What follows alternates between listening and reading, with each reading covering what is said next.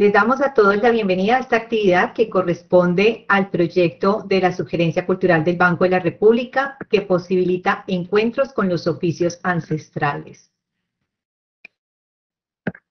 Oficios que crean patrimonio, expresiones vivas de Colombia. Ese es el nuevo proyecto transversal de la Red Cultural del Banco de la República que busca generar reflexiones en torno a los oficios ancestrales, en los que se conjugan obra, hacer y acción, y que visibilizan otras miradas sobre lo que significan narrar y contar una historia pasada, presente y futura.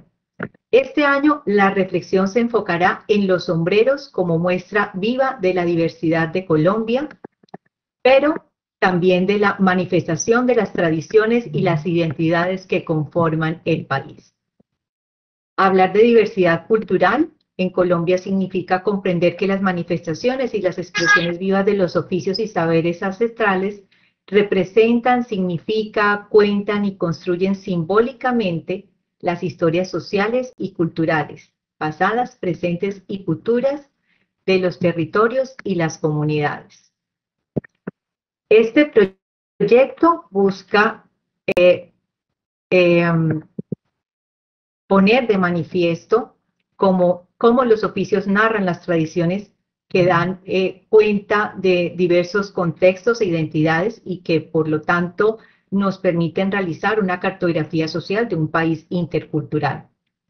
A partir del 2022 y cada año se reflexionará sobre un oficio por medio de una dedicada revisión académica y la elaboración de algunos talleres prácticos que permitirán la recopilación de información que además servirá para realizar nuevas preguntas sobre lo que significa la apropiación desde el patrimonio y el quehacer de estos oficios. El primer oficio sobre el que reflexionaremos, como lo dije anteriormente en este proyecto, es la elaboración de sombreros, labor que cuenta de las tradiciones artesanales cuyas técnicas, materias primas, colores y significados varían según la región donde se manufactura.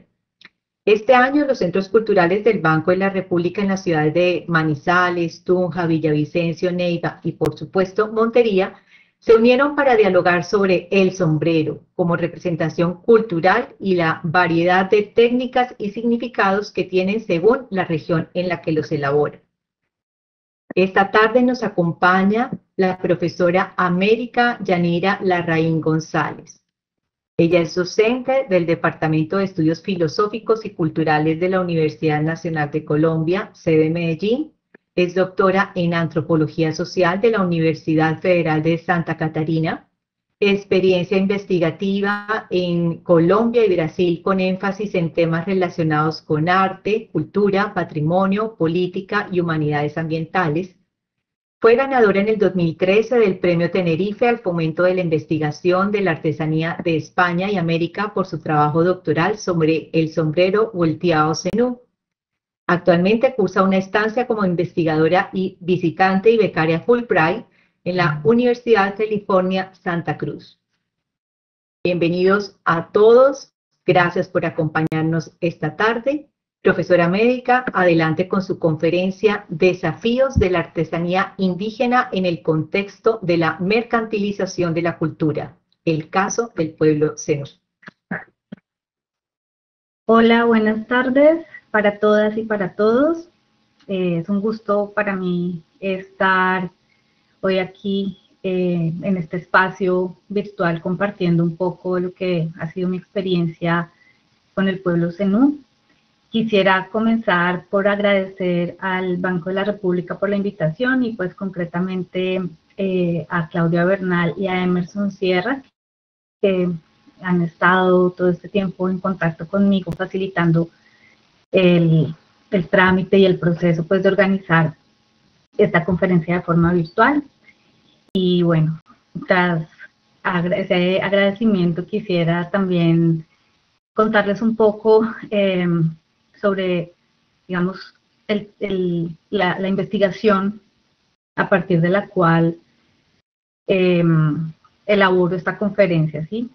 Fue mi investigación doctoral, que justamente este año va a completar 10 años, y fue una investigación que me permitió tener un conocimiento y acercarme como a unas realidades y a unas experiencias del pueblo zenú que tenían como foco el trabajo artesanal, pero que estaban atravesadas por muchas otras dinámicas económicas, políticas y sociales que son fundamentales para entender la producción de material, concretamente en este caso la producción artesanal.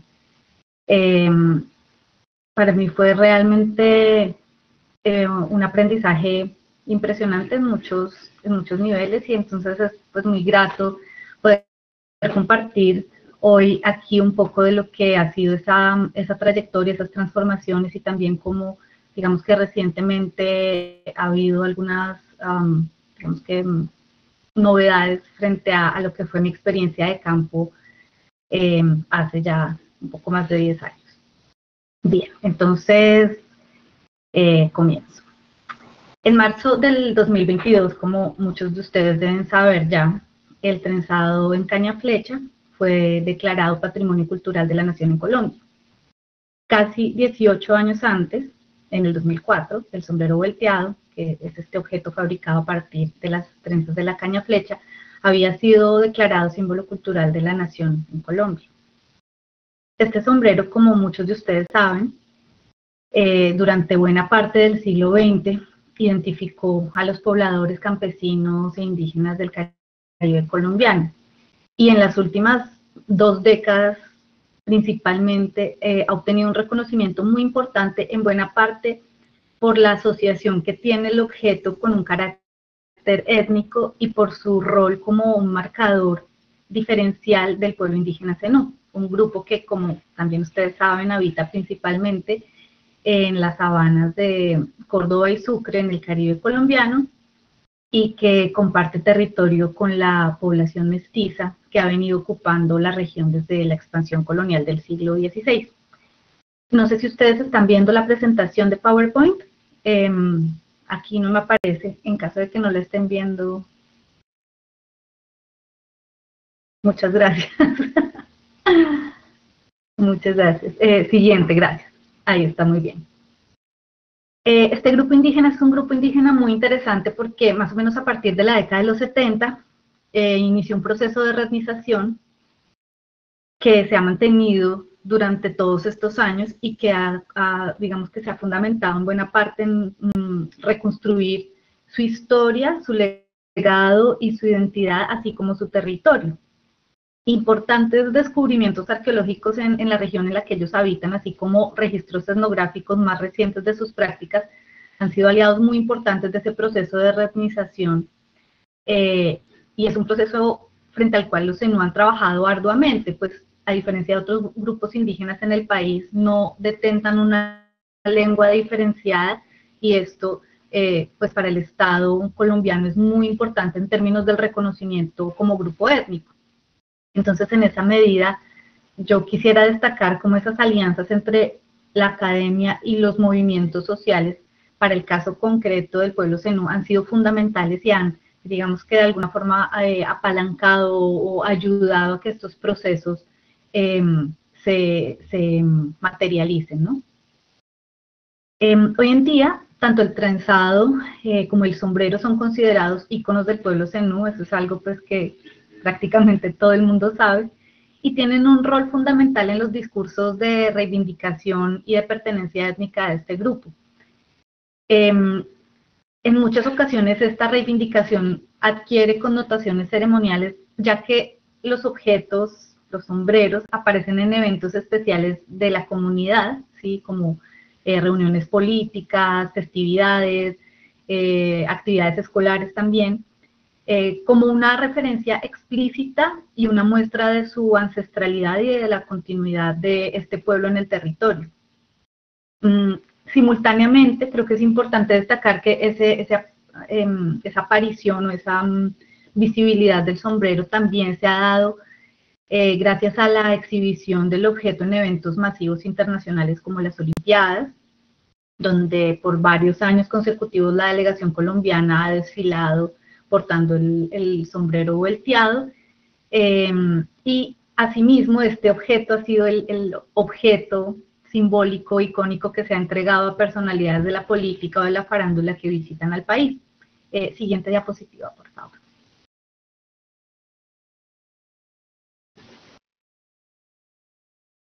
Sin embargo, pues es importante destacar que la visibilidad de este objeto no está exclusivamente ligada a estos personajes, ¿cierto?, icónicos, sino que ya desde más o menos mediados de la década de los 60 había una presencia muy importante del sombrero como ícono del Caribe, principalmente en las portadas de los discos de música del Caribe, ¿sí? Esta fue una aproximación, una pequeña investigación que pude hacer dentro de la investigación al visitar el archivo de Discos Fuentes, donde ellos cuentan pues con un acervo de todas las portadas que desde los 50 más o menos han tenido sus producciones discográficas.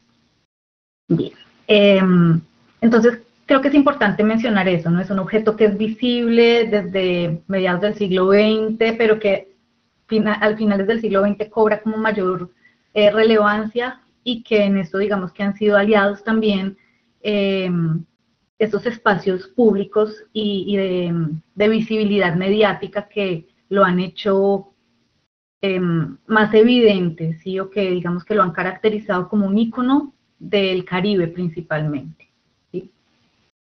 Sin embargo, cuando vemos un sombrero, digamos, en general las personas que no tienen mayor información sobre la procedencia, las formas de fabricación, el origen y todo esto, asumen que es un sombrero del Caribe, ¿cierto? Pero poco se sabe sobre su proceso de fabricación, poco se sabe sobre, digamos, que las condiciones de la producción del mismo sombrero. Entonces quisiera, digamos, que detenerme un poquito en algunos detalles técnicos que probablemente, pues, ustedes van a conocer mejor de la boca de los artesanos, pero sí quisiera de pronto como dar algunas pistas sobre ello, porque creo que es importante para entender por qué estos desafíos, ¿no? Porque digamos que todas esas paradojas que constituyen al sombrero volteado como ícono cultural de la nación. Bien, entonces en la elaboración de las trenzas que componen el sombrero, porque es un sombrero hecho a partir de trenzas, en la elaboración de estas trenzas participan hombres, mujeres, niños, niñas, de todas las edades, ¿sí? Y se emplea para la confección de esas trenzas la fibra de la caña flecha, que es una planta que era muy común en las sabanas del Caribe colombiano y cuyas fibras son procesadas con otras especies vegetales para hacerlas maleables y darles color. El reciente reconocimiento de este objeto artesanal suscitó una serie de transformaciones muy importantes en el territorio indígena y el boom de esta artesanía llevó paulatinamente a la escasez de la materia prima y también a la implementación de procesos químicos para la aceleración de las etapas de confección de la artesanía. Esto tuvo y continúa teniendo impactos como la intensificación de brechas al interior de la población zenú, respecto al centro principal de acopio y distribución de artesanía que es Tuchín, y con impactos también muy importantes en las formas de vida y en las prácticas de subsistencia de los distintos miembros de este grupo indígena. Siguiente diapositiva, por favor. Estas transformaciones, entonces, como decía, están relacionadas con el boom, ¿cierto? O sea, por un lado el boom, digamos que uno podría pensar que es muy positivo, ¿cierto? Para los artesanos, para la comunidad como un todo, en términos económicos, pero por otro lado, digamos que eso ha tenido un impacto significativo en la escasez de materiales que ha llevado a que la caña flecha se siembre en otros lugares, a que haya un comercio movilizado principalmente por personas que no son de la región para el acceso a esa materia prima. Ha habido cambios en las técnicas de producción para acelerar y soportar esa demanda, y eso, como decía, pues ha generado unas asimetrías, o digamos que ha tal vez intensificado asimetrías que ya estaban presentes entre la población indígena, ¿no? Y esto es importante porque, si bien genéricamente una parte de la población que habita el territorio se reconoce zenú, hay asimetrías muy marcadas entre los pobladores en función de su localización, si es más cercana o más alejada de los centros principales de la región, así como de si tienen o no acceso a cultivar la materia prima, y digamos que esto conlleva que se refuercen internamente y se hagan explícitas asimetrías de poder, ¿sí? Por esto la población artesana y sus prácticas productivas no pueden ser vistas de forma homogénea ni entendidas desde la lógica de una economía de mercado exclusivamente, porque aunque algunas de esas prácticas efectivamente se inscriban en cadenas de producción y de comercialización convencionales, lo cierto es que el lucro de la artesanía para los artesanos es muy bajo, por no decir mínimo, y lo que está en juego allí, por un lado, es la sobrevivencia del día a día y el acceso a dinero en efectivo por la venta de la artesanía, pero por otro lado también la reivindicación de su identidad étnica y de la propiedad intelectual de ese conocimiento, ¿sí? Entonces, de esta forma el prensado en caña flecha y las artesanías que se derivan de allí pueden ser vistas de alguna forma, sí, como aliados al proceso de lucha y resistencia del pueblo zenú, porque ha ayudado a activar discursos sobre la importancia de la defensa y la protección de su identidad cultural. Esto se vio materializado así de forma patente en el 2013, cuando aparecieron estas falsificaciones chinas de sombreros volteados en las capitales turísticas del Caribe, que estaban siendo comercializadas pues de forma como irregular, ¿cierto? Y en esta situación los zenús se organizaron y de alguna forma uno podría decir que salieron victoriosos de una lucha legal que reivindicó su derecho a la propiedad intelectual de este objeto y ordenó a las autoridades competentes retirar del mercado cualquier falsificación. Sin embargo, sabemos que pues, esas falsificaciones igual circulan en el mercado porque la ilegalidad pues está presente de cualquier forma, ¿no? Pero sí es significativo que haya sido, digamos que amparados en un discurso de protección y de reivindicación de su legado cultural, que pudieron revertir o pudieron más bien como articular legalmente a las autoridades competentes para que se retirara del mercado las falsificaciones.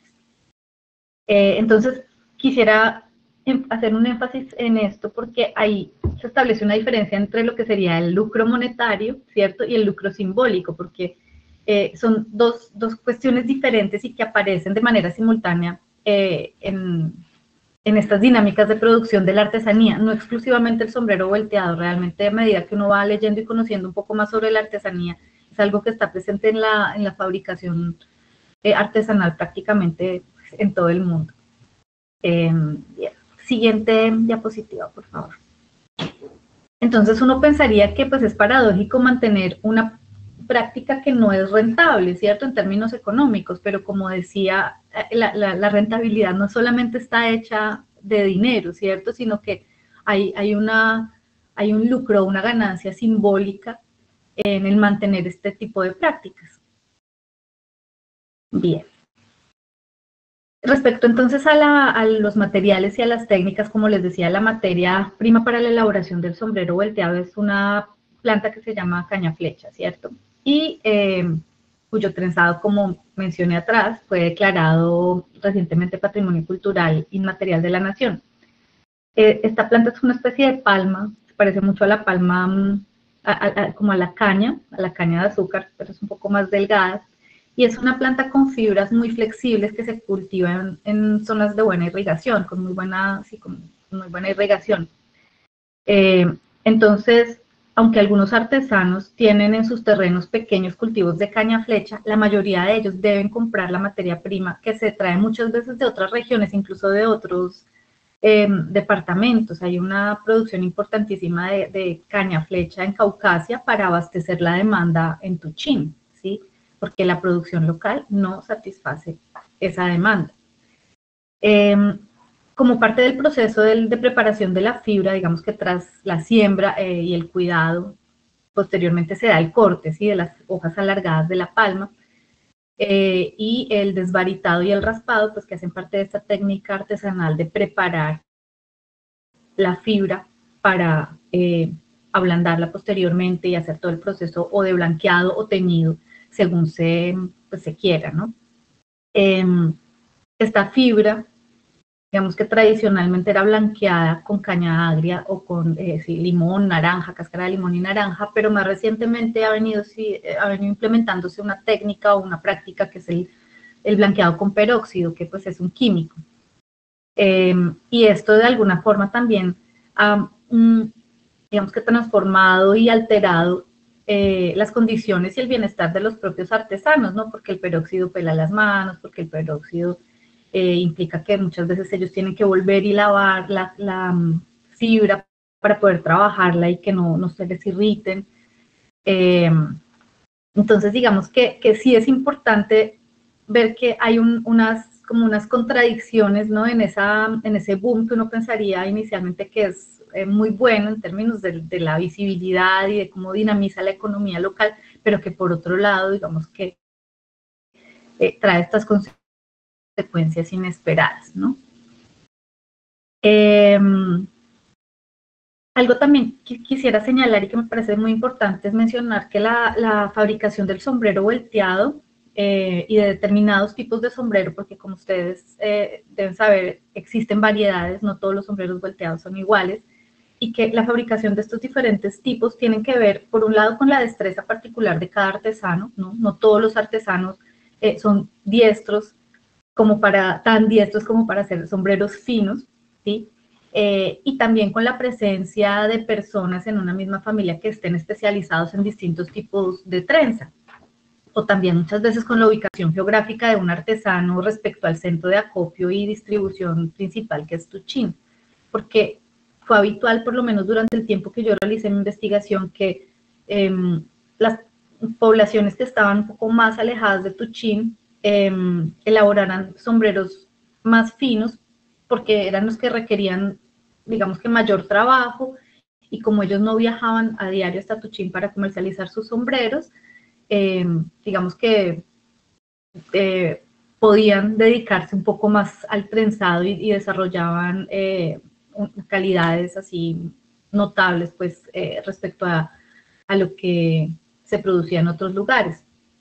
Entonces, me parece que es importante mencionar eso porque las especializaciones que ocurren en esa cadena de la producción del sombrero también son una evidencia y una muestra de que no se trata de un proceso homogéneo, que los artesanos ellos no son todos iguales, que las condiciones de producción no son las mismas para todos y que esto hace parte de esos desafíos, de esas contradicciones y de esas paradojas que enfrentan los artesanos en su práctica y digamos también en la posibilidad de ver en su ejercicio material la relación directa con su identidad y con la necesidad de vivir, ¿sí? Con la necesidad económica del sustento que se deriva de esa práctica, ¿sí? Bien, no quiero detenerme mucho más en los aspectos, digamos que técnicos, ¿no? Del tema de las pintas, el empalme y la costura, porque seguramente habrá personas más indicadas para contarles esto, como los mismos artesanos, pero sí quisiera, digamos que enfatizar en el tema que para mí como antropóloga y como pues investigadora en este campo resultó muy interesante y como muy relevante, ¿sí? Y fue el tema de las asimetrías. Siguiente diapositiva, por favor. Bien. Como mencioné, entonces la producción y la comercialización del sombrero y otras artesanías derivadas del trenzado en caña flecha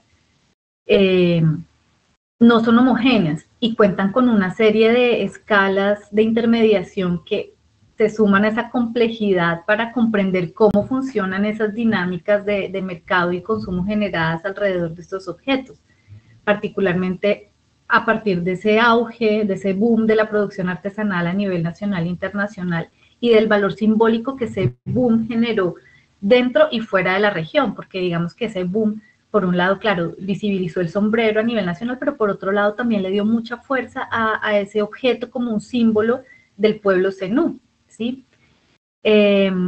Con la mayor demanda, ¿cierto? Como les decía, la materia prima se escaseó, se hizo más cara, mientras los intermediarios, muchos de los cuales no son indígenas, invadieron poco a poco el territorio y retienen buena parte de esos lucros, intensificando esas desigualdades entre la población que es nativa y los de afuera, los foráneos, ¿cierto? Y actualizando además esas asimetrías sociales entre los indígenas y quienes históricamente los han explotado, ¿sí?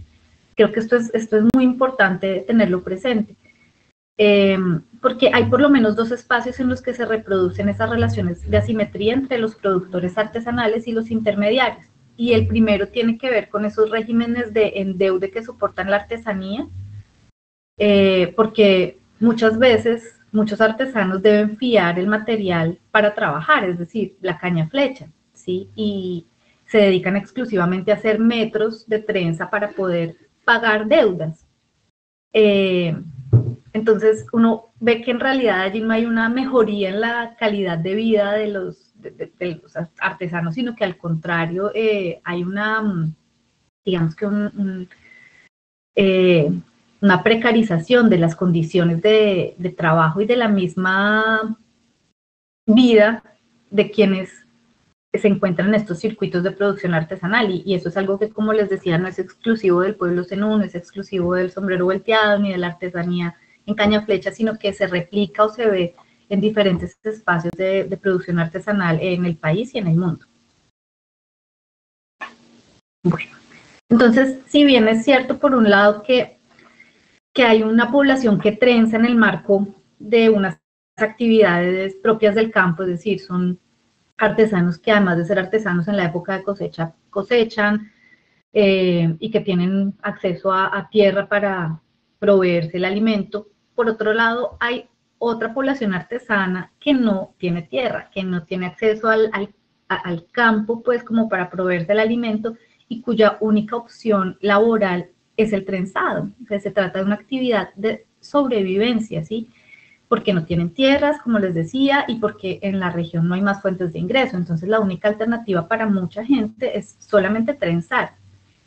Entonces, digamos que, por otro lado, uno ve que en términos de identidad y de visibilidad étnica, trenzar es una actividad que tiene un sentido muy importante, ¿sí? O sea, a pesar de esas condiciones, tiene un sentido muy importante porque es reconocida por la población en general y la población de los alrededores también como un trazo característico de lo que significa ser zenú, es decir, tiene un valor simbólico, y de esa forma muchos grupos indígenas, no solamente los zenú, se hacen visibles en el país, ¿sí? Yo creo que el caso de la mochila guayú, ¿sí? De la mochila aruaca y de otras artesanías indígenas en el país, es que han ayudado o apalancado, como decía atrás, de alguna forma también la posibilidad de que estos indígenas y estas poblaciones sean reconocidas como parte de esa diversidad étnica y cultural de la nación, algo que hace 20, 30 años de pronto no era tan intenso como sí ha venido ocurriendo a partir de esos movimientos que propició la Constitución del 91 en función de reconocer el país como una nación pluriétnica y multicultural. Bien, siguiente diapositiva, por favor. Entonces, en la actualidad, debido a la visibilidad de esas prácticas artesanales de estos grupos y al interés que muchas de esas prácticas suscitan, la caracterización de ellas como patrimonio ha llevado a que pasen a ser reconocidas como parte de una cultura cuya propiedad constituye la identidad de un colectivo. En el caso del sombrero volteado ha habido procesos de certificación para constatar la autenticidad de las piezas y los derechos colectivos de autoría que el pueblo zenú mantiene sobre ellas. De hecho, fue gracias a ese apelo que a principios del 2013 se pusieron en marcha esas iniciativas que erradicaron o que buscaban más bien erradicar la comercialización de sombreros chinos falsificados. Sin embargo, es necesario reconocer que los sombreros volteados, como otras artesanías, se confeccionan principalmente bajo regímenes de endeudamiento, que ponen en evidencia que en términos económicos o monetarios la actividad artesanal no es realmente lucrativa para los productores. ¿Sí? Cuando uno observa que la comercia, o para la mayoría de ellos, ¿sí? Puede ser que haya muchos para los que sí lo sea, pero para una masa enorme no lo es, ¿sí? Y eso resulta evidente en la intermediación, que es la que produce las mayores ganancias. Y eso es algo pues que ocurre no solamente con la artesanía, sino con la mayor cantidad de producción, pues de cualquier tipo de producción, ¿sí? El lucro máximo está en los intermediarios, ¿sí? Y esta realidad permanece muchas veces ajena a los reconocimientos que recibe una práctica artesanal como símbolo o patrimonio de la nación. Y entonces, por eso, digamos que entre como signos de interrogación, si patrimonio, identidad y cultura son lo mismo, o están juntos, o se significan mutuamente cuando lo que es declarado patrimonio, símbolo cultural e identitario de una nación, se produce en regímenes precarios económicos donde hay una, digamos que un empobrecimiento de la población que lo produce, ¿sí? Entonces, nuevamente, ¿no? Aquí hemos estado como en un movimiento de mostrar un poco esos aspectos no evidentes de las dinámicas artesanales, pero por otro lado también dándole un lugar y un reconocimiento a esas dimensiones ceremoniales, simbólicas, que son importantes para la población. Porque cuando uno recorre el territorio que habitan los zenú, es común ver en las puertas, en los solares, en los espacios, digamos que domésticos y semipúblicos, a los niños, a las niñas, a los hombres y a las mujeres trenzando caña flecha. Asimismo, en las reuniones a las que uno asista, siempre va a encontrar a alguien tejiendo caña flecha. Y no es fortuito entonces que se haya, digamos que difundido el uso de expresiones como trenzar la palabra, trenzar el pensamiento, trenzar la identidad, que hoy en día son tan comunes en el territorio y que se han convertido en una retórica habitual. De hecho, el Ministerio de Cultura en 2022, cuando declaró el trenzado como patrimonio, hacía referencia a este como un aspecto determinante de la identidad del pueblo zenú, ¿sí? Porque a diferencia de otras comunidades, lo diferencia de otras comunidades y está presente en diversos ámbitos de la vida social, como les decía, en lo público, en lo privado, ¿sí? Y es el principal foco identitario del pueblo zenú. Un pueblo que digamos que atesora este conocimiento como un conocimiento ancestral, ¿sí? De tiempos prehispánicos y cuya evidencia se plasma en registros, en vestigios arqueológicos, ¿sí? Como orfebrería y cerámica. Entonces, respecto a ese carácter ancestral del objeto y su papel como elemento diacrítico cultural en la población que actualmente se reivindica zenú, es muy importante señalar que esas investigaciones arqueológicas han sido aliadas de esos procesos y han revelado que la presencia de este pueblo, digamos que es justamente prehispánica, ¿no? Por eso les decía al comienzo de llamar la atención sobre las alianzas, los vínculos y la posibilidad de academia y movimientos sociales trabajando juntos, ¿no? Siguiente diapositiva, por favor. Sin embargo, a pesar de las evidencias arqueológicas, ¿no? Que muestran, digamos, como esa continuidad entre lo que sería la orfebrería y el trenzado del sombrero volteado, sabemos que claramente el objeto contemporáneo es una transformación, ¿sí? Que está influenciada por las formas de otros sombreros que circulan en el país o en el mundo y que de hecho es posible observar unas diferencias notables entre lo que es el actual sombrero volteado y el que aparece en fotografías de mediados del siglo XX o incluso de comienzos del siglo XX. Lo cierto es que hoy en día y desde inicios del XXI, el sombrero volteado y la artesanía en caña flecha han sufrido importantes transformaciones derivadas de su reconocimiento y de todo ese movimiento de valorización de la diversidad étnica y cultural del país. Porque la construcción de la identidad étnica deriva de la idea de tradición, de elementos culturales, que bajo la apariencia de ser idénticos a sí mismos, ocultan el hecho de que fueron creados, ¿cierto? Y que ese significado, digamos que se ha transformado. Y en esa medida, digamos que uno entiende cómo funcionan estos diacríticos y por qué el sombrero es tan importante para el sombrero y el trenzado, ¿no? Para la población zenú, porque hace referencia a su ancestralidad, permite establecer conexiones con el pasado, transforma un rodillo de cerámica en una trenza, ¿cierto? a partir de esas imágenes de piezas arqueológicas que tienen por un lado el prestigio de investigaciones que acreditan su antigüedad, y esto legitima, ¿cierto? Y consagra al sombrero volteado y la artesanía zenú como un pueblo ancestral de la nación. Entonces, mientras estas prácticas, por un lado, simbolizan el trabajo y la sobrevivencia, la persistencia de un pueblo, también representan su tradición y su memoria colectiva, ¿sí? El sombrero y el trenzado funcionan de muchas formas como una especie de carnet de identidad zenú, una identidad que no es homogénea.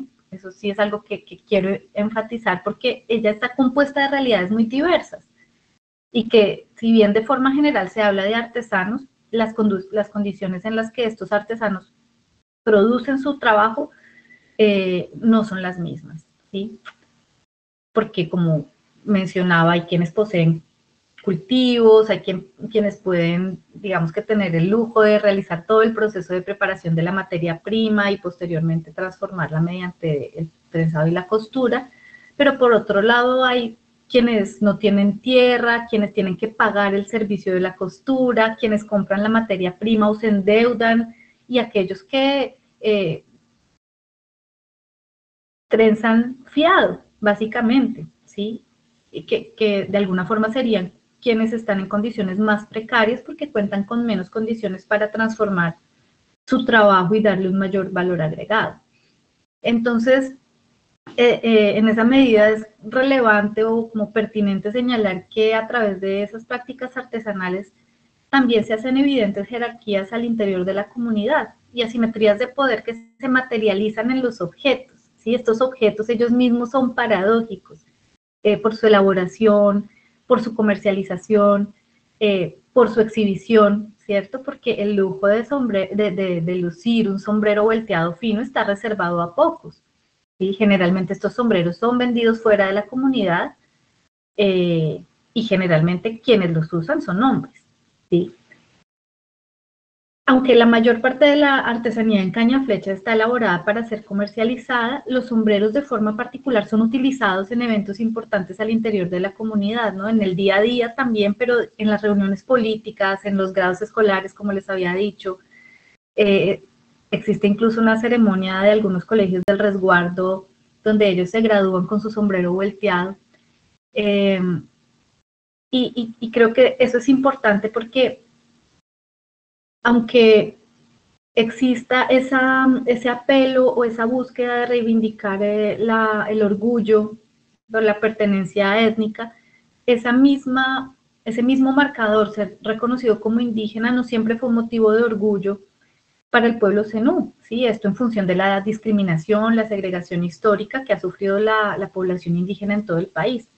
Entonces, digamos que nuevamente, ¿no? Esa paradoja de ser indígena a través del uso, o ser reconocido como indígena a través de la elaboración y el uso de un objeto, y al mismo tiempo, digamos que reconocer que se ha sufrido, se ha sido estigmatizado por esas mismas razones. ¿Sí? Bien.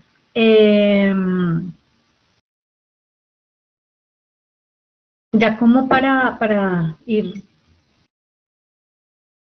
redondeando algunas de las ideas que he compartido esta tarde, un elemento central que quisiera también resaltar para entender esas dimensiones que componen los procesos artesanales es que estos procesos no ocurren fuera de una economía de mercado y de las relaciones jerárquicas que se derivan de una economía de mercado, lo cual necesariamente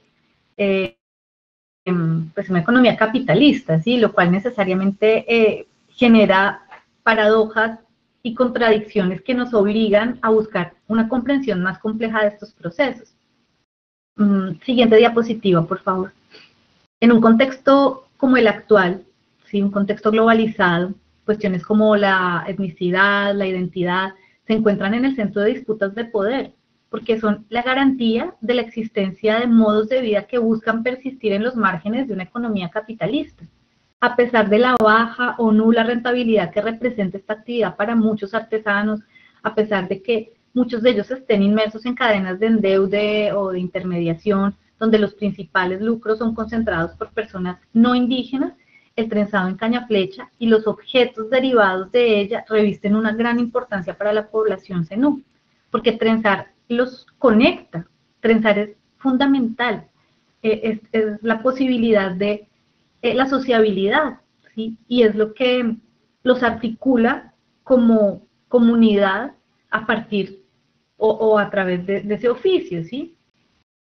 Por otro lado, la divulgación derivada de ese reconocimiento de sus prácticas artesanales y la exhibición del objeto por parte de personalidades políticas, deportivas y de la farándula también pues ha favorecido la visibilidad de la población indígena en el Caribe colombiano, que de otra forma probablemente sería invisible para buena parte de la sociedad, ¿sí?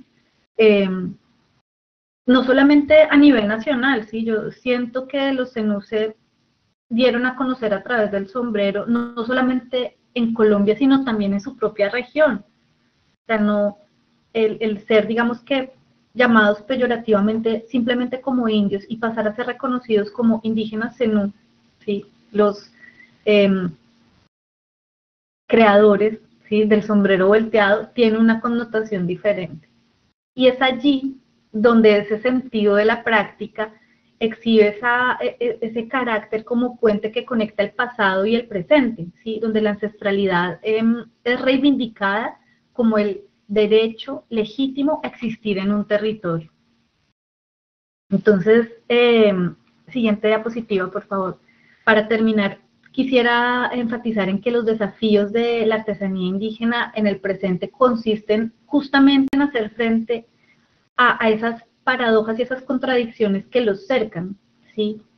Yo creo que no debemos caer en romantizar la actividad artesanal, ¿sí?, sino debemos hacer lo posible por reconocerla como un todo complejo, ¿sí?, porque eso nos permite tener como mejores o mayores posibilidades de que tanto las iniciativas de fomento, protección, difusión, sean coherentes con las realidades de las poblaciones y no apenas políticas que exotizan la diferencia para pues después lucrar con ella. Eso sería lo que quería compartir con ustedes el día de hoy. Muchas gracias.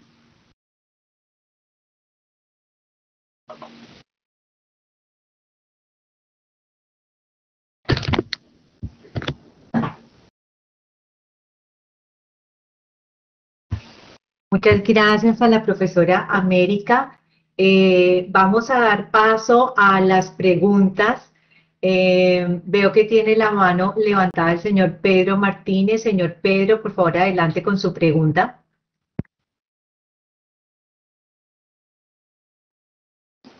Buenas noches. Mucho gusto, profesora América. Soy Pedro Martínez, investigador en diseño. Trabajo en Sincelejo, en una universidad acá, digamos, local. Su presentación me genera pues muchísimas inquietudes. Me encanta su presentación, su trabajo, todo lo que ha desarrollado. Yo he investigado sobre el tema de los zenú, pero desde la perspectiva del diseño. Y hay unos temas, por ejemplo, que me llamaron la atención. Llegué un poquito tarde a la presentación, pero no sé si de pronto de su trabajo se hizo una especie de mapeo con respecto a la cadena de producción de los indígenas. Por lo menos eso sería fundamental como para entender qué se podría hacer más allá de la sola artesanía. Porque, digamos, por ejemplo, me llama también la atención de su trabajo cuando usted habla como digamos, el sombrero y todo lo que está relacionado con la práctica del trenzado zenú es como, pues se presta como digamos, como una visión hegemónica al respecto sobre esas prácticas, ¿verdad? Por ejemplo, hablaba algo como de, no sé, intuí como algo relacionado con micromachismos en el uso del sombrero. O sea, me pareció súper interesante esa posibilidad de discusión al respecto de quién usa y quién no usa el sombrero volteado digamos, en la tradición. Y también que es un elemento como de poder, ¿verdad? O sea, hay unos sombreros volteados que son finísimos, que solo tienen acceso las personas que tienen muchísimo dinero, y cuál es la realidad de los artesanos en el proceso de producción. Entonces, eso me llamó mucho la atención y, digamos, desde el ejercicio que yo he desarrollado, me di cuenta que pues, desde una mirada desde el diseño, yo veía que todo lo que rodea a la práctica del trenzado tiene que ver con una visión asistencialista del desarrollo. Por ejemplo,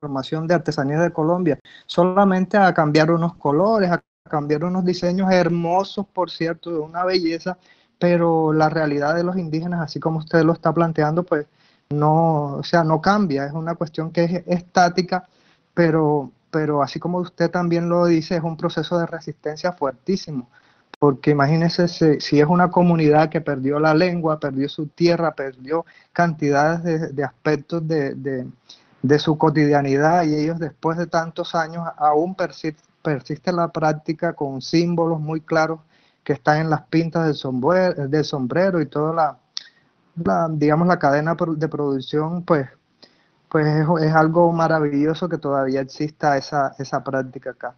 Entonces, quería darle las gracias, no sé dónde se puede encontrar su trabajo, porque me gustaría revisarlo y mirar qué podemos encontrar para generar discusiones en el futuro con respecto a ese trabajo. Muchas gracias. Muchas gracias, Pedro, por los comentarios. Quisiera, pero comentaste muchas cosas, ¿no? Quisiera detenerme en una que me parece muy relevante, y es el tema del asistencialismo, porque tú planteabas, bueno, ¿a dónde llevan todas estas iniciativas, cierto? Y en realidad, por lo menos a partir de mi experiencia de campo y de la cercanía que tuve con bastantes artesanos, hay un cierto agotamiento también por parte de la población artesana respecto a todas esas iniciativas, respecto a todas esas talleres, actualizaciones y actividades que revisten ese carácter como de mejorar las condiciones, porque en realidad lo que uno escucha explícitamente de los artesanos, y esto así me lo dijeron prácticamente textualmente unas mujeres, es: nosotros ya estamos cansadas de que vengan acá a ofrecernos cosas, que el taller, que el curso. Nosotros lo que necesitamos es que nos ayuden a comercializar directamente, ¿sí? Esa era una demanda fuertísima en ese momento, porque, como les decía, la intermediación retiene buena parte de los lucros, ¿no? Entonces, por eso también el énfasis que hacía al final en no romantizar las prácticas artesanales, que si bien tienen un carácter identitario que vincula el pasado y el presente y la posibilidad de futuro, la persistencia del pueblo en el territorio, por otro lado están atravesadas por una serie de contradicciones muy problemáticas, ¿no? Entonces creo que eso es algo que no hay que perder de vista, para que justamente las posibilidades de atender de forma más completa o más coherente las necesidades de la población artesana ocurran, ¿sí? Sino realmente es eso que mencionabas, Pedro, justamente, prácticas asistencialistas que no resuelven las cosas de fondo, ¿cierto? Bien, y respecto a mi trabajo, yo he publicado varios artículos sobre este tema, están todos disponibles de forma gratuita en internet. Puedes acceder a la página de academia.com y buscar ahí. Yo tengo liberado el acceso a las cosas que he publicado sobre el sombrero volteado, incluso ahí está mi tesis y un par de videos también que hicieron parte de esta investigación. Gracias. Bueno, antes de dar paso a otros dos asistentes, hay una pregunta en el chat de ILAP Medellín. Dice ILAP Medellín, dijiste que el sombrero que vemos hoy es distinto al de inicios y mediados del siglo XX. ¿Podrías entrar en más detalle, por favor? Contarnos cuáles son algunas de esas diferencias y dónde podemos encontrar esas fotografías antiguas. Claro que sí.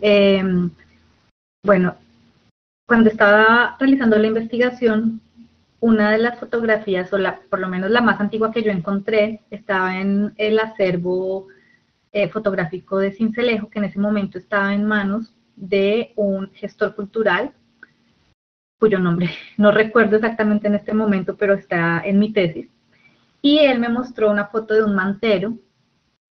Los manteros son, como ustedes saben, los que participan en las corralejas, y el sombrero del mantero, digamos que el actual sombrero volteado tiene las alas hacia arriba, ¿cierto? Ligeramente levantadas, parecido como un tipo de sombrero cowboy, y el sombrero que usaba este mantero era completamente plano, muy parecido al sombrero que usan los indígenas huicholes en México, cuya ala no está levantada hacia los lados, sino que es completamente plana. En mi tesis están las imágenes, ahí puedes encontrarlas si quieres revisarlo. Como les decía, está disponible todo en internet de forma gratuita, con acceso abierto, y allí aparece el nombre del mantero y también del gestor cultural que en ese momento tenía esas fotografías, porque era un archivo fotográfico que no estaba todavía, no contaba con un espacio físico para exhibición, entonces estaba, digamos que a cargo de él, y él pues fue muy generoso en compartirme esas fotografías. Bueno, vamos a darle la palabra a la señora Shirley Hoyos. Vamos a agradecerle a los participantes ser muy concretos en su intervención. Adelante, doña Shirley. Buenas tardes. Bueno, ¿me escuchan bien? Sí, perfectamente. Estoy ubicada en el Centro Cultural de Montería. Bueno, siempre hemos, como decir, los locales que están aquí se dedican mucho a comercializar lo que es el sombrero y los productos de la caña flecha. Pero sí teníamos una inquietud, tenemos unos tejedores aquí que son raizales, los tenemos en vivo en un local, y le hemos hecho muchas preguntas para tener mucha información sobre la caña flecha, porque nos hemos dado cuenta que los raizales ya no cuentan con sus cultivos propios. Les cuesta mucho mantenerlos o sostenerlos, pues se puede decir, y les toca como comprar la materia prima a otras personas que ya no son, por decir, indígenas, sino que son comerciantes, ya cultivan la caña flecha y se las venden a ellos. Entonces ellos dicen que no tienen esa capacidad, no tienen para comprar decir, los insecticidas o tener el mantenimiento. En este caso, yo estuve con mucha insistencia con el gobernador de Córdoba, hablándole sobre ese proyecto de caña flecha, porque la verdad es que ya se está extinguiendo, ya los jóvenes ya no quieren seguir esa tradición porque dicen que no tienen ninguna ganancia, o sea, no les queda nada. Prácticamente ellos le están pagando 200 pesos el metro de trenzado. Entonces hay unos de ellos que cambian un metro por una libra de arroz, pero 2 o 5 metros por una libra de azúcar. Entonces es muy crítica la situación. Entonces yo le estuve diciendo a ellos, pero ¿de qué vale que ustedes metan el proyecto? Que de hecho ya lo metieron en estos meses, si no le buscan una comercialización. Entonces, no es para sembrar el cultivo, que ellos lo trencen, que hagan los artículos, pero no le buscan el comercio. Entonces, tuvimos porque hay que trabajar articuladamente. Si el Centro Cultural saca una gran mayoría que le traen de mercancía que manejan aquí, En caso de la cooperativa Compagollo, la parte pues, que estamos acá, la mayoría hacemos parte de la cooperativa, estamos buscando el comercio exterior, o sea, internacional, para llevar ya más, como decir, que tengan ellos más entrada, pero no solamente ir como intermediarios, sino que ellos directamente puedan traer la mercancía y enviárselos, ayudárselas a vender a otros países. Entonces, yo hago parte de la Mesa Sectorial de Turismo de Córdoba, entonces estamos muy conectados con muchos sectores de turismo, pero no me fue posible en la gobernación, no, como decir, no aliaron a la cooperativa para ese proyecto. Entonces ellos lo que piensan hacer es sembrar, o sea, que cultiven la caña flecha, que la trencen, hasta ahí llega el proyecto, o sea, siguen lo mismo, y es la falencia que yo veo ahí.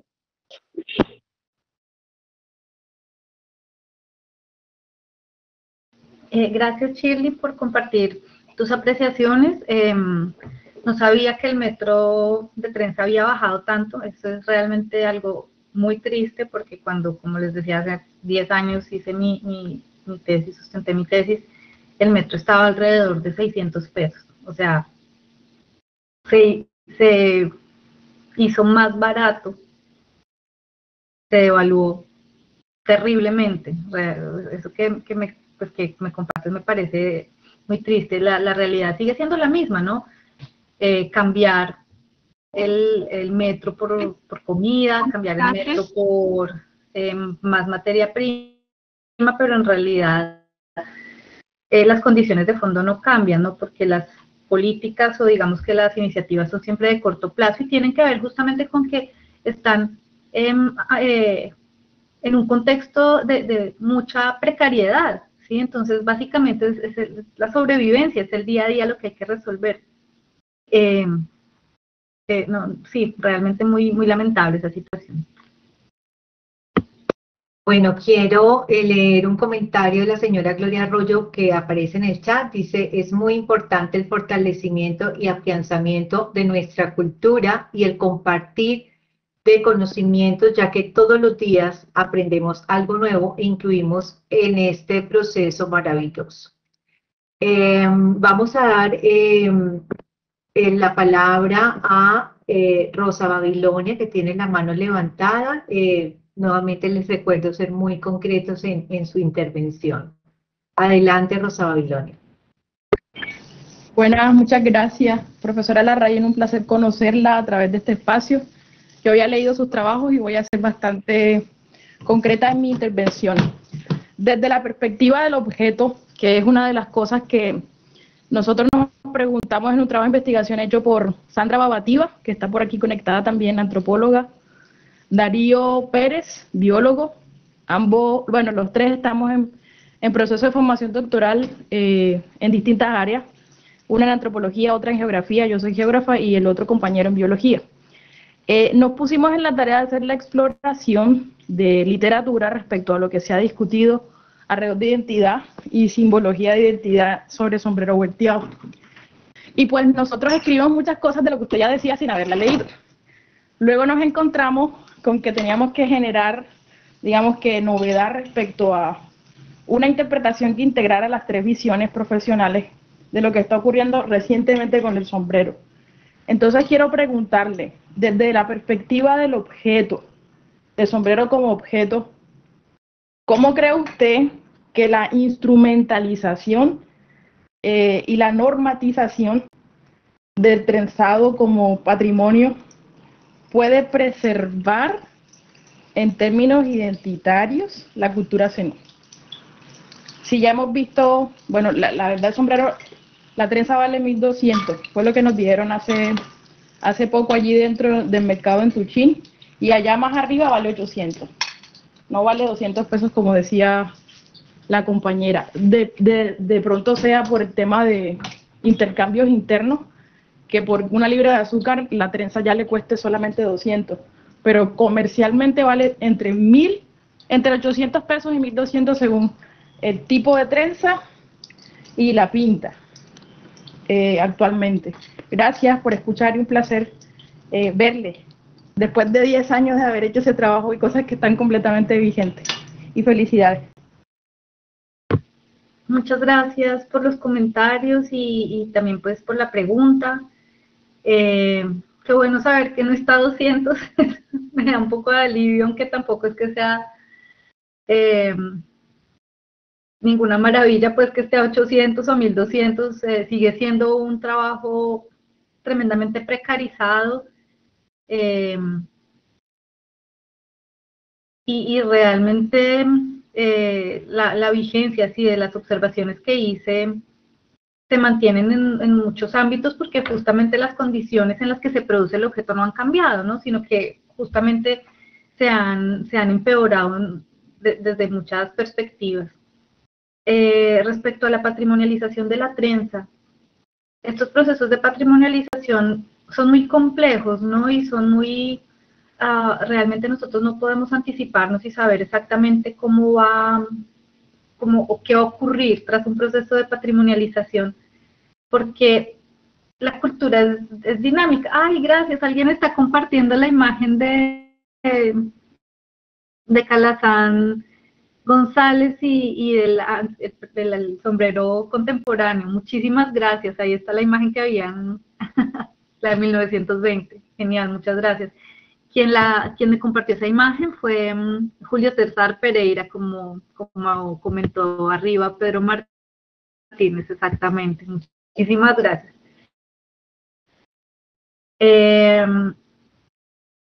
Entonces, son procesos, volviendo al tema de la patrimonialización, son procesos frente a los cuales, teniendo en cuenta que la cultura es dinámica y que cuando se patrimonializa de alguna forma, se vuelve estática la práctica porque se busca preservar, conservar, mantener.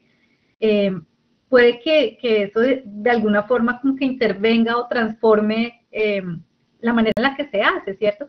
Una de las cosas más bonitas que me compartieron algunas trenzadoras muy jóvenes, chicas muy jóvenes, eran adolescentes entre 13 y 15 años, cuando les pregunté por el tipo de trenza, porque a ellas les pagaban igual, independientemente de si tenían pintas o no, los intermediarios que les compraban a ellas pagaban lo mismo, la trenza totalmente blanca, totalmente negra o con figuritas, porque ellas estaban ubicadas en una población muy lejana donde solo llegaban estos intermediarios en moto a comprarles 2 veces por semana, pero ellas, a pesar de que era igual hacerlas con planas o a color, o con figuritas, preferían hacer figuras. Y no solamente preferían hacer figuras, sino que inventaban figuritas, corazoncitos, florecitas y cosas para hacerles a sus trenzas, porque eso hacía que el trabajo fuera menos aburrido. ¿Sí? Y a mí me pareció tremendamente conmovedor que, independientemente de lo que les pagaran, allí había una búsqueda de creatividad y de satisfacción lúdica, ¿sí? En el hacer esto, porque es un trabajo monótono, trenzar es un trabajo monótono, y para romper esa monotonía, estas chicas creaban independientemente del lucro monetario, ¿sí? Entonces creo que eso es algo frente a lo cual no podemos anticiparnos.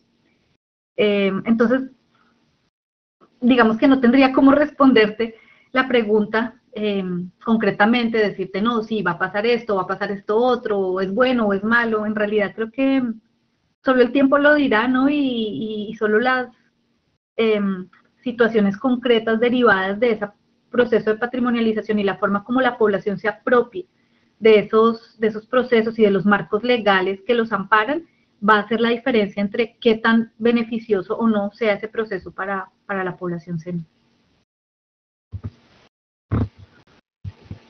Muchas gracias. Vamos a darle paso a la intervención a la señora Ruth. Adelante, señora Ruth. Hola, buenas noches. Hola. Adelante, le escuchamos. Bueno, soy docente, especialista en educación y desarrollo social, pero también soy líder de la estrategia de desarrollo local en el municipio de Tuchín. Soy docente de la institución Álvaro Urqué Chocue y he venido desde hace alrededor de unos 10, 11 años liderando un proceso de apoyo a los artesanos del municipio de Tuchín para buscar reducir ese índice de intermediarismo y ayudarles a que ellos empiecen a comercializar de manera directa. En estos momentos en el municipio de Tuchín, los tejidos, las trenzas que se venden por metros no tienen el valor de 200 pesos, ¿sí? O sea, me dio una cosita así en el corazón cuando yo, Dios mío, ¿dónde está pasando eso? ¿Sí? Los tejidos, las trenzas valen 1.200 si son de 11 pies, pero en la medida en que el tipo de tejido va siendo más significativo en número de pares de fibra, eso va siendo un poco más costoso, ¿sí? Los tejidos quincianos están a 3.000 pesos el metro, los la encopadura que son basados en pintas son más costosos, igual si son 19 pues cuestan más o 21. Quiero compartir dos temas. Uno, en el municipio de Tuchín se ha constituido una corporación que se llama Corporación Artesanal y Cultural Mección, Corpomección, que alberga a 12 organizaciones que están ellas a su vez constituidas por productores primarios. Son ese artesano que no tiene la tierra para cultivar, ese artesano que no tiene dinero para los procesos de costura, para los procesos de cultivo y preparación de la materia prima, pero se ha venido trabajando en un mejoramiento de la participación en cada uno de los procesos de la cadena productiva de la caña flecha, buscando además en un proceso de formación para los artesanos que ellos comprendan y se apropien de la participación de cada uno de estos procesos que termina llevando los productos a los consumidores, para que sean ellos los protagonistas de todo este proceso artesanal. Y bueno, ahorita precisamente Corpomección va a estar ubicado en Expo Artesanías en Bogotá, en un gran stand que ha venido siendo apoyado por ODC, que es Oleoductos de Colombia, y la Alcaldía Municipal de Tuchín, precisamente para hacer visibles a estos protagonistas que en el contexto local prácticamente no son muy visibles porque los comercializadores grandes y los intermediarios los opacan, ¿sí? Por otro lado, en la institución Álvaro Urcuecho Cuez se viene realizando un proyecto que hemos denominado relevo generacional, apropiando a los niños del saber ancestral a través de áreas propias de la cultura zenú, como artesanía zenú, cátedra zenú, emprendimiento, formulación de proyectos, para que ellos se empoderen y se le abran puertas para ellos poder adquirir recursos y financiar de esa manera sus pequeñas empresas. Entonces es un proceso que desde el aula, desde la academia, consideramos que es la forma de empoderar a los niños, niñas, jóvenes y adolescentes con todo el tema relacionado con la tejeduría en caña flecha y la preservación de este saber ancestral. Articulamos en la institución a los maestros artesanos, a los saberes tradicionales, y es así entonces cuando nosotros también participamos en la corporación con nuestros estudiantes diseñando nuevos productos, aprendiendo el oficio, pero también enseñándoles a ellos nuevas formas de comercializar, nuevas formas de diseñar, para que ellos al interior de sus familias también vayan generando ese impacto y esa transformación en el proceso, para que la gente no le dé pena, porque a los niños les daba pena, a los jóvenes les daba pena decir que eran artesanos, se consideraban que eran como que de menor estrato social, pero en la medida que han mirado a artesanos de la talla del señor Marcial Montalvo, de la talla del difunto Medardo de Jesús, Reinel Mendoza, que han viajado por Europa, por Estados Unidos, por estos países, y han llevado los productos en caña flecha a este nivel, ellos han mirado entonces que también pueden generarse una mejor calidad de vida a raíz del saber ancestral de la tejeduría zenú. Pues quería compartir eso con ustedes. Y gracias a usted, América, por compartir la investigación. Vale, muchas gracias.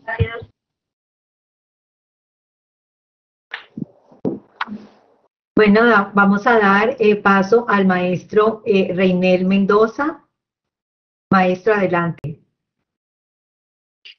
Sí, buenas noches a todos, pues los que estamos esta noche conectados con TEA América, pues es un placer saludarlos, pues también aportar al desarrollo que hemos llevado en nuestra comunidad indígena Zenú, en el municipio de Tuchín. Todos estos saberes que hoy manejamos en el sombrero volteado, pues se les olvidan muchos que cuentan historia o que narran o que escriben, que esto es una tradición de 300 y pico de años, narrado pues en la cultura de nuestros abuelos, bisabuelos, que nos dejaron ese legado hoy en día a través de sus familias.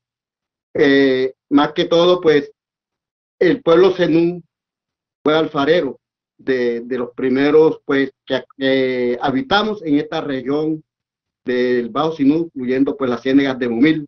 Fueron los primeros zenúes que elaboraron las cosechas de yuca y también desificaron el producto de maíz a través de sus bollos para así hacer sus quehaceres. De allí nace lo que es la fabricación del sombrero volteado, porque el sombrero volteado, el sombrero lo hacían solamente los indígenas para protegerse del sol, pero lo hacían con bejucos y con napas. De pronto al rato lo escuché con la fotografía del señor, pues es una fotografía muy, pues así como la del sombrero que se hacía con napas. Bueno, de todas maneras, pues eso no incumbe en el desarrollo de nuestra elaboración del producto. Ante todo, pues nosotros como maestros que hemos llevado un liderazgo de 50 años en nuestros hombros, pues para así hacerle un bien a nuestra cultura, porque como siempre lo ha manifestado en diferentes entrevistas, nosotros hace rato que nosotros perdimos nuestra lengua materna y en realidad no sabemos ni cuál es el nombre de nuestra lengua. En los símbolos es un símbolo de la cosmología zenú, donde narra su historia, su fauna, preservando así la lengua en ese producto que es universal, porque lo hemos visto, yo lo miro, que el sombrero volteado es universal. Ya lo expresaba la que me antecedió, que hemos recorrido el mundo con el sombrero volteado. Muchos compañeros míos hemos estado en Europa, Alemania, Francia, Italia, España, llevando y mostrando nuestra cultura. De todo este desarrollo, pues sabe que los mercados se aprovechan de todo lo que ven bonito. Y de ahí, pues, es la base también de muchas diversificaciones de productos. Recuerdo la edad que yo tenía 13 años cuando elaboré el primer vestido en caña flecha, porque fue mi persona que hizo el primer vestido en caña flecha para vivir una emoción, llevarlo el 20 de enero en la fiesta de Sincelejo. De allí para acá empezamos nosotros también a pensar que las mujeres tenían que lucir nuestras prendas. Fue cuando empezamos a hacer las sombreretas, empezamos a hacer el bolso mochila, sin cierres y sin forros. En esos tiempos, vea que ya todavía era muy jovencito y todavía sigo en este arte, llevándole a la comunidad y la sabiduría que nos dejaron esos ancestros plasmados en ese producto. No es que porque vea usted de pronto la flor de limón, un sombrero, porque el fruto fue que lo utilizaba. El limón, pues, es un fruto que utilizaban nuestros médicos ancestrales para curar, para enfermedades y todo eso. Es una larga historia. Pero sucede que a veces el intermediario no deja que el artesano le cuente una historia que lleva de ese producto. Porque además de que compra una prenda, no solamente compra una prenda, compra también una sabiduría indígena de más de 300 años de historia. Hoy lo vemos reflejado. Un día anteriormente se reían cuando yo decía, algún día menos pensado yo haber hecho sombrero volteado reflejado en una película. Hoy en día, el año pasado, creo que usted se dio cuenta que fue el sombrero volteado como esa visibilidad de que la película Encanto era hecha en Colombia. Porque cuando uno va al mundo, en los aeropuertos, me ha dado cuenta que uno se queda mirando y hay personas que se le acercan a uno y le dicen, ¿dónde hacen ese sombrero o ese hat? Uno a veces se llena de tanto sentimiento que pues, se le peluca en el cuerpo. Entonces, toda esta historia que uno cuenta pues debe tener también mucho reflejo en la parte administrativas, como a la ratito escuchaba hablando de turismo. Que le pongan también un poco más atención ellos como administradores de turismo, porque nuestras prendas hacen parte de esa línea turística. Ayer nomás, aquí en Tuchín, y por primera vez en la historia de Córdoba y Tuchín, nos visitaron 100 turistas del crucero de la National Geographic. Entonces, todo lo que estamos vendiendo a través de nuestra cultura es un saber ancestral de nuestra cultura, y eso no es tan fácil que tampoco nos van a quitar. Yo puede que llegue un sombrero en colores, pero siempre tengo que llevar ese sentido de pertenencia, como aguardando esa sabiduría en una prenda como el sombrero volteado. Le quería dejar eso de reflexión. Muchas gracias, y a todos los que me están escuchando, pues yo me lleno mucho de sentimiento cuando hablo, que he tratado en Estados Unidos, que he estado en Alemania, y hablo de todo esto que estoy contando a usted, porque en realidad lo he vivido uno, y ojalá que los gobiernos le paren más atención a esto, porque es que uno a veces se siente desamparado. Le toca viajar uno con recursos propios a mostrar nuestras culturas a otros países, y le toca, va uno a cualquier secretaría de gobierno, y lo primero que dicen que no hay apoyo para el artesano porque no tienen recursos. Entonces tiene uno que hacerlo con esfuerzos propios. Yo me he dado cuenta en Perú, en Ecuador, Chile, donde los artesanos tienen un apoyo inmenso del gobierno. Entonces ellos mismos se encargan en llevar sus artesanos a otros países a mostrar esas culturas que ellos hacen. Y nosotros pues prácticamente lo hacemos de corazón, porque pues es conservar este legado zenú. Muchísimas gracias. Muchas gracias. Bueno, muchísimas gracias a la profesora América Larraín por compartir su investigación de su tesis doctoral, a todos los asistentes por su participación, por su intervención, por habernos acompañado el día de hoy. Y antes de cerrar la actividad, pues quiero invitarlos a la conferencia que tendremos mañana, también en el marco de este proyecto Oficios que Crean Patrimonio, Expresiones Vivas de Colombia. Tendremos al maestro Marcial Montalvo. La actividad será híbrida, la tendremos presencial en nuestro centro cultural y también a través de nuestra plataforma Teams. Entonces mañana cordialmente invitados todos, o bien en nuestro centro o bien a través de la plataforma, para que escuchemos también al maestro Marcial. Entonces muchas gracias, profesora América, nuevamente muchas gracias por haber aceptado la invitación, y a todos una feliz noche. Muchísimas gracias. Feliz noche para todos. Que estén muy bien. Hasta luego.